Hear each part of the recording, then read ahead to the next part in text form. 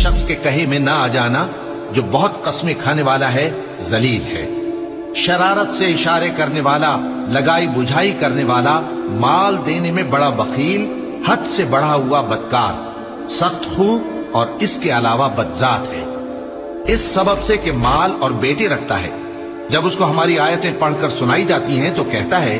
کہ یہ اگلے لوگوں کے افسانے ہیں، ہم عنقریب اس کی اونچی ناک پر داغ لگائیں گے۔ ہم نے ان لوگوں کی اسی طرح آزمائش کی ہے جس طرح باغ والوں کی آزمائش کی تھی، جب انہوں نے قسمیں کھا کھا کر کہا کہ صبح ہوتے ہوتے ہم اس کا میوہ توڑ لیں گے، اور انشاءاللہ نہ کہا، سو وہ ابھی سو ہی رہے تھے کہ تمہارے پروردگار کی طرف سے راتوں رات اس پر ایک آفت پھر گئی، تو وہ ایسا ہو گیا جیسے کٹی ہوئی کھیتی۔ پھر جب صبح ہوئی تو وہ لوگ ایک دوسرے کو پکارنے لگے